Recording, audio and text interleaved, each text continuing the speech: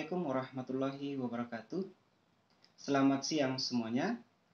Perkenalkan, nama saya Wigno Eswat MSI, salah satu dosen dari Fakultas Kehutanan Universitas Andi Jema, Palopo.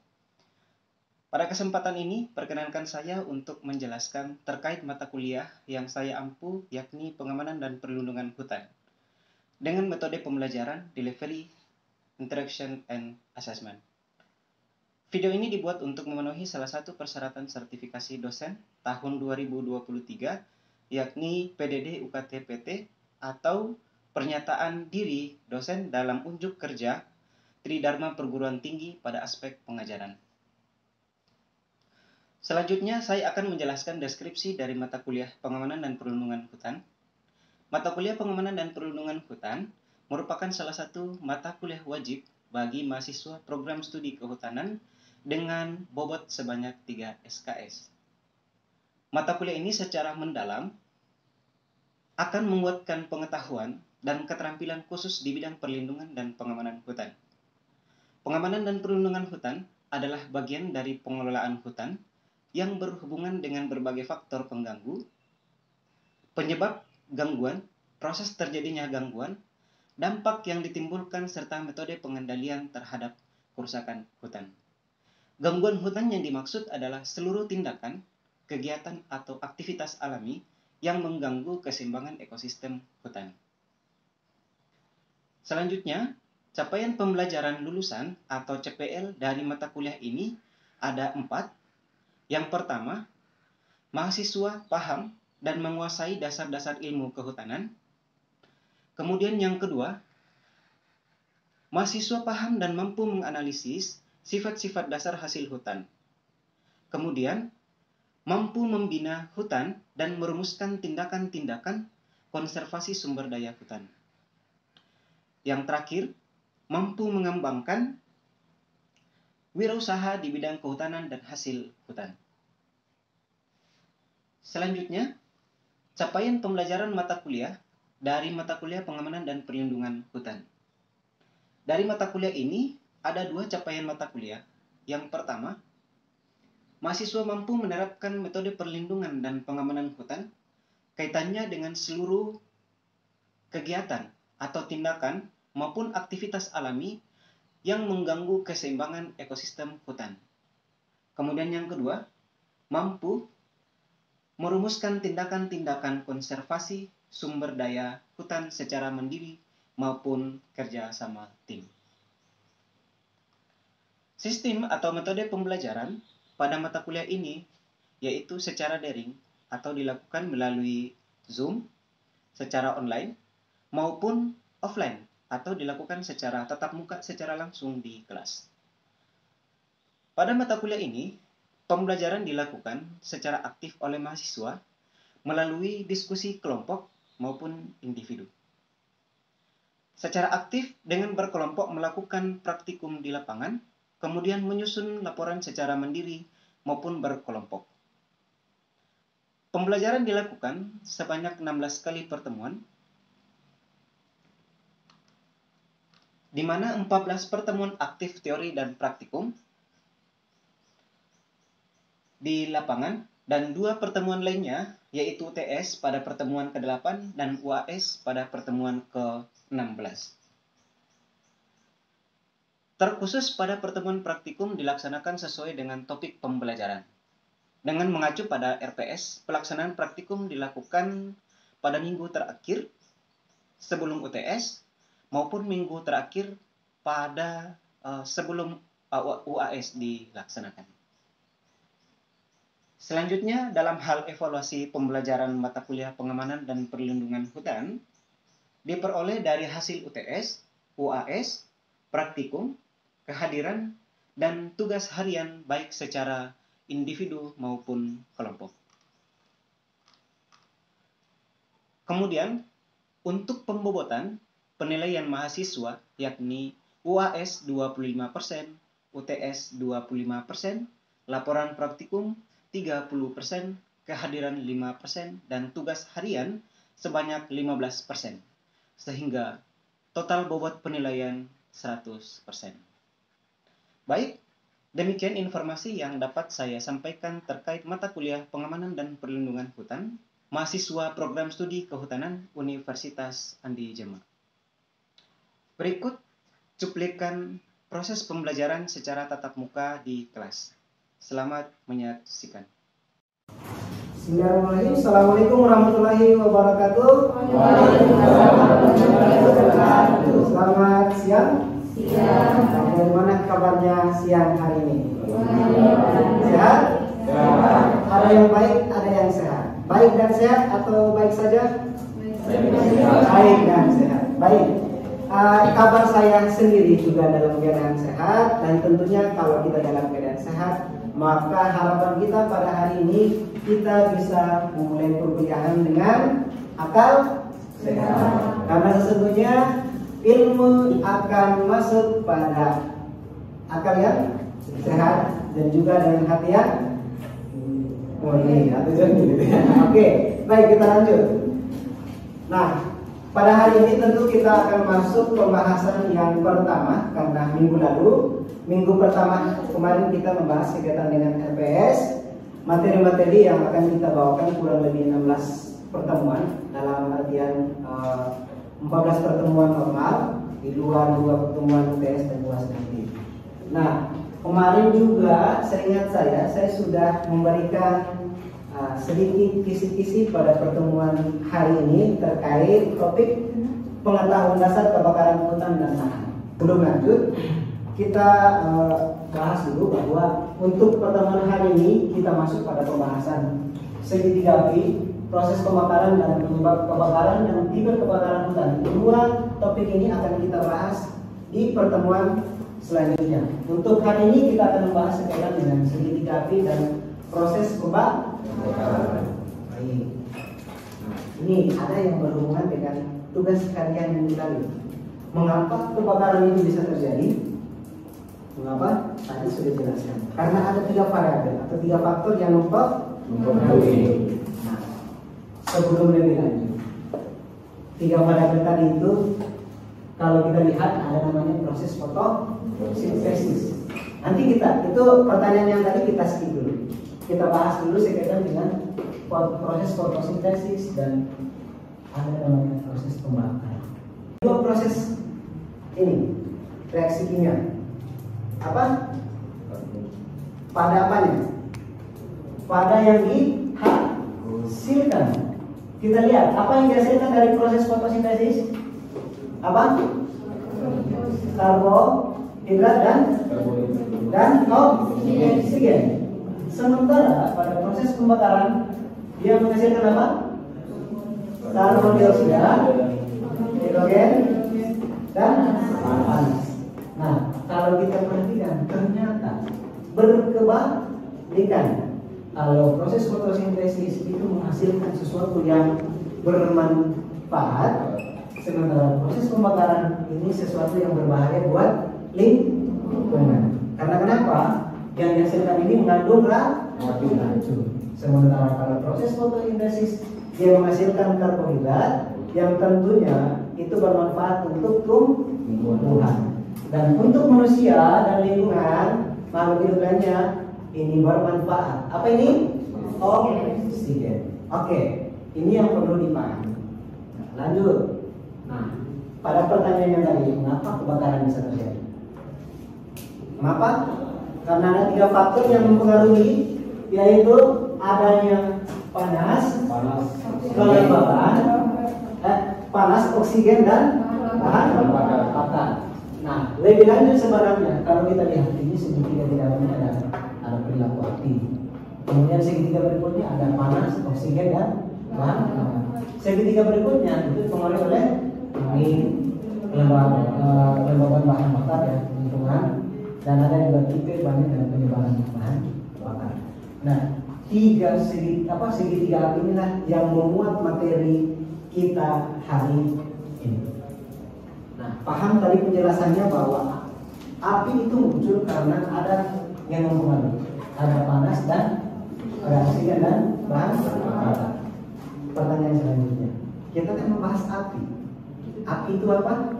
Ayo, siapa yang bisa menjelaskan? Api itu apa? Ada yang tahu? Oke, silakan. Nah, berdiri, silakan. Apa yang maksud dengan api? Ya, baik. Api merupakan hasil dari proses reaksi kimia yang disebut dengan oksidasi. Api adalah, boleh dulu? Api adalah proses reaksi kimia yang disebut dengan oksidasi. Proses reaksi kimia disebut dengan oksidasi. Oksidasi dari reaksi kimia yang mana? Nah, itu kan pertanyaannya. Oke? Reaksi kimia yang mana? Yang dipengaruhi oleh ada ini. Ya, ada ini, kemudian ada ini. Nah, kita lanjut dulu. Kan dari segitiga api kita mempelajari terkait dengan perilaku api. Ya kan? Paham ya? Di sini ada perilaku api. Ya, ada perilaku api. Nah, kita lihat faktor-faktor yang mempengaruhi perilaku api. Ada berapa? Ada 3. Yang pertama apa? Terus bakar. Nah, pertanyaan saya, kenapa topografi itu mempengaruhi perilaku api? Ada yang bisa menjawab? Ada? Saya mau menunjuk satu orang, Nurfadila. Coba dijelaskan kira-kira kenapa ya itu topografi itu mempengaruhi perilaku api. Apakah ketinggian suatu tempat itu berpengaruh pada nyalanya api lebih cepat atau bagaimana pada ketinggian atau pada posisi yang topografinya rendah? Coba dijelaskan. Ya, Topografi berpengaruh. Topografi berpengaruh pada perilaku api ya. Kebakaran karena kelembabannya pada daerah yang rendah itu kelembabannya juga rendah. Terus pada dataran yang tinggi itu kelembabannya tinggi, jadi kebakaran tidak terlalu begitu cepat merambat. Oke, dalam artian bahwa proses kebakaran itu akan lebih cepat terjadi pada topografi yang rendah dibandingkan dengan topografi yang tinggi. Karena apa? Baik, tepuk tangan dulu buat namanya ya. Oke, lanjut. Perilaku yang kedua ada iklim dan atau cuaca. Kenapa iklim dan cuaca itu mempengaruhi proses atau perilaku api? Ada yang bisa menjelaskan kira-kira apa yang mempengaruhi sehingga kemudian kok kebakaran itu bisa terjadi gitu kan ya? Nah, disebutkan di sini ada radiasi matahari. Kenapa radiasi matahari? Kalau sangat panas, tentunya apa yang di bawahnya itu akan apa? Panas juga ya kan ya? Nah, suhunya, ketika suhunya panas tentu material yang disebut dengan bahan bakar ini itu bisa lebih cepat terbakar. Ini tadi hubungannya dari topografi itu ada kelembaban, ya kan? Sehingga kemudian dikatakan tadi sama teman kalian bahwa pada kelembaban yang rendah atau topografi yang rendah memiliki kelembaban yang rendah sehingga proses kebakaran lebih cepat dibandingkan pada topografi yang lebih tinggi. Ada lagi variabel yang lain yaitu curah hujan. Curah hujan yang rendah itu dibandingkan dengan curah hujan yang tinggi, mana yang lebih cepat terjadi kebakaran? Curah hujan yang rendah. Kemudian angin. Pada tempat yang terjadi proses kebakaran, yang anginnya banyak dengan angin yang sedikit, mana yang lebih cepat? Angin yang banyak dan kencang. Kemudian petir. Nah, petir itu sangat berpengaruh ya pada wilayah-wilayah yang rentan. Kemudian ada bahan bakar. Bahan bakar itu mengalir dari dua sifat daripada air. Nah, di sini ada sifatnya ekstraktif, ada yang sifatnya bahan bakar silika. Kemudian yang berdasarkan muatannya, ya kan? Kemudian ada berdasarkan ukuran, ya banyaknya juga ya, kekompakannya dan kesinambungannya. Ini semua kalau berkesinambungan bahan bakar itu maka tidak ada matinya, ya kan? Kan bahan bakar mati itu ketika apa? Api itu akan mati ketika bahan bakar itu terputus. Anggaplah kayak di Bromo kemarin, kita ambil kasus di Bromo ya yang viral itu. itu tidak mati karena apa? Bahan bakarnya berkesinambungan. Itu kan rumput di dalam yang mulai kering, itu kan berkesinambungan tuh, tidak ada yang bisa memutus. Apalagi ditambah dengan kondisi angin, ya kan? Angin yang cepat, pembakaran itu cepat, panjang. Nah, ini yang mempengaruhi terjadinya atau perilaku api. Apinya kecil itu dipengaruhi oleh bahan bakar, ya kan? Kemudian iklim dan juga topografi. Sampai di sini ada pertanyaan? Tidak kan? Oke, baik. Kita lanjut pada slide yang berikutnya. Pada bagian ini kita perlu mempelajari apa saja itu bagian-bagian daripada api. Nah, kita lihat bagian-bagian api kalau kita mempelajari dari gambar ini kalau kita lihat kayak tapak. Ini ya. Nah, ini sebenarnya bukan tapak, ya. Ini disebut dengan jari, ada telur gitu kan ya. Ada yang posisi kemiringan tanahnya gitu. Nah, di sini ada munculnya apa? Angin. Berarti angin bertiup kemana? Ke atas, ya kan? Karena tanahnya ke sana, jadi anginnya ke atas. Nah, kemudian bagian sini ini disebut dengan kepala, ya. Kepala itu artinya masih ke sana lagi tidak ini, bagian atas. Ada sisi kiri, ada sisi kanan. Nah, kalau ada kepala tentu ada ekornya. Nah, gitu. Nah, kita lihat di atas ada api loncatan. Kira-kira apa yang menyebabkan kok ada api loncatan? Angin. Jadi api itu sangat berbahaya, lebih bahaya lagi kalau ada angin. Yang sebenarnya kalau tanpa angin dia akan merebak sedikit-sedikit. Tapi karena ada angin yang membawa material-material yang di sini, dia meloncat lebih cepat ke sana. Yang sebenarnya belum sampai di sini, tapi karena ada faktor angin yang mempengaruhi, apinya bisa muncul lebih cepat ke sana dan membuka mata-mata api yang lainnya. Nah, ini yang sangat berbahaya ketika di kawasan hutan tuh. Kawasan hutan dipengaruhi oleh topografi, kemudian juga bahan bakarnya, iklim yang sekarang misalkan. Nah, ini sangat-sangat berbahaya.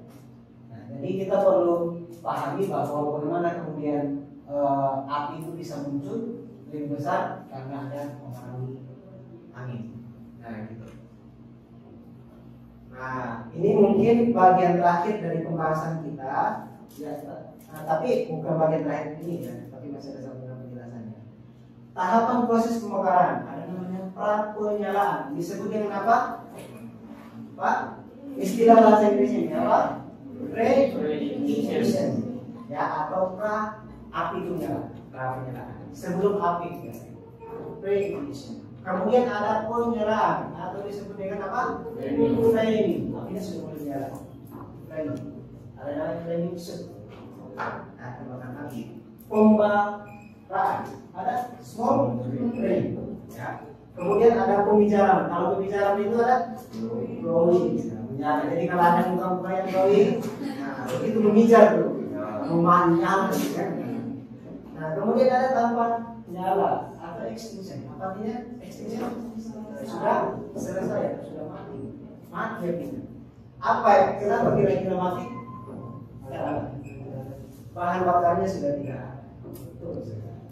Kita lanjut. Ini gambar tahapan proses pembakarannya. Ya, kalau kita lihat dari tahapannya tadi ini ada pre-ignition, artinya penyalaan. Nah, kemudian ada sudah nyala tuh, sudah nyala. Kemudian ada smoldering apa? Apa tadi? Nih, membara. Kemudian glowing, memijar. Kemudian yang terakhir ada extinction, itu sudah mati, ya kan? Ini masih ada perang nyala sebelum menyala itu. Artinya ini kalau kita lihat api itu menyala dari mana? Dari sini atau dari sini? Dari mana? Dari ini atau dari sini? Mulainya api ini dari mana? Dari kiri ke kanan. Dari kiri ke kanan berarti dari sini ya. Ke kanan atau dari kanan ke kiri? Kanan ke kiri? Masa? Kanan ke kiri atau kiri ke kanan? Kiri ke kanan. Kalau dia mulainya dari sini, oke. Ya, saya paham. Maksud saya, pertanyaan saya adalah awalnya api itu muncul bagaimana? Oke, pertanyaannya dulu Pak. Awalnya api itu muncul dari mana? Posisi yang kiri atau yang posisi yang kanan? Ini yang kiri atau yang kanan? Yang kiri. Kenapa? Kita lihat bahwa ini sudah mati nih, habis di bahan bakarnya. Sementara dia masih menyala terus ke sana itu. Tapi di sini masih tersedia bahan bakar. Nah, kita lihat extinction itu ini sudah padam. Kata si Hasman tadi apa? Nah, dari bahan bakarnya sudah habis. Masih ke sana masih menyala. Tetapi kalau kita perhatikan dari proses pembakaran memang dimulai dari ini, ya kan? Sampai dia habis. Oke. Nah, ini mungkin secara teori tahapan proses pembakaran ya. Nanti materi ini akan saya kirimkan di dalam grup ya, supaya kita bisa lebih diskusi lebih banyak. Dan kemungkinan di kelas ini masih ada yang ragu-ragu dengan bertanya secara langsung kepada dosen.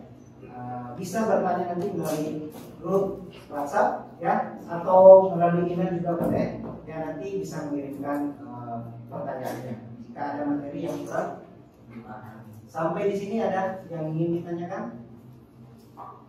Tidak ada? Nah, saya mungkin mau akhiri pertemuan ini dengan memberikan satu ilustrasi gambar. Di sini ada realisasi konveksi dan konduksi. Tadi ada yang menjelaskan apa itu konveksi. Apa itu konveksi? Proses apa? Ada yang tahu konveksi? Kemudian apa itu konduksi? Apa itu radiasi? Ayo. Konduksi adalah apa? Apa itu konduksi? Ayo, apa itu konduksi? Kalau bahasa lainnya ada disebut dengan ada konduktor, ada isolator. Apa itu konduktor? Apa? Material yang sangat mudah mengantarkan panas, arus panas. Kalau isolator, materi yang sangat susah untuk dilalui energi kalor atau panas. Nah, itu. Nah, kalau kita mengarah ke sini, konduksi, apa itu konduksi? Proses apa? Iya, ini proses pembakaran. Ayo, siapa yang tahu? Ada? Kalau tidak ada yang tahu, saya memberikan tugas. Kira-kira apa yang dimaksud dengan konveksi, apa yang dimaksud dengan radiasi, dan apa yang dimaksud dengan konduksi. Oke. Atau sebelum menjadi tugas ada yang ingin menjelaskan? Ada? Baik. Karena waktunya kita sudah terbatas, pertemuan hari ini tentu dibatasi oleh waktu, sehingganya pada kesempatan hari ini saya ingin mengakhiri pertemuan ini dengan mengevaluasi sekali lagi ya. Kita kembali ke awal. Nah, saya mau mengevaluasi bagian ini ya. Karena kita orang pemakaran tentu paham betul bagaimana yang dimaksud dengan proses fotosintesis yang kemudian ujungnya akan berdampak ketika terjadi proses pembakaran. Fotosintesis dan proses pembakaran adalah dua hal yang saling berhubungan. Ya, ada proses fotosintesis, ada proses pembakaran, hasilnya berbeda dan bahannya berbeda. Oke, tetapi pada dasarnya materialnya sama. Paham sampai di sini? Paham? Paham. Oke.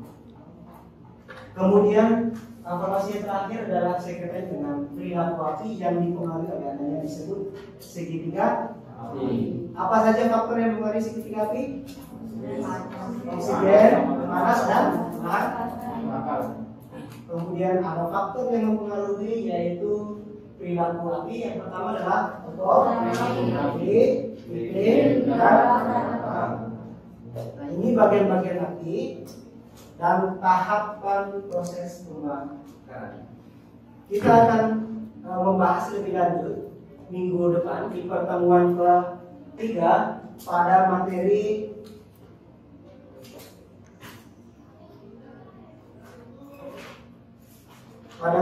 penyebab kebakaran dan tipe kebakaran. Sampai di sini ada pertanyaan? Tidak ada? Baik, kalau tidak ada, materi ini, pertemuan hari ini akan saya kirimkan di grup.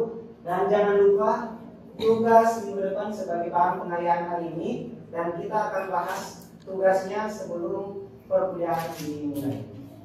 Terima kasih atas kesempatan hari ini. Mohon maaf bila dalam pertemuan atau proses perkuliahan hari ini ada yang kurang maksimal atau kurang tersampaikan, mohon dimaafkan. Dan tentu ada grup, kita bisa diskusi lebih lanjut terkait materi hari ini. Terima kasih, saya pilih. Assalamualaikum warahmatullahi wabarakatuh dan selamat siang. Waalaikumsalam.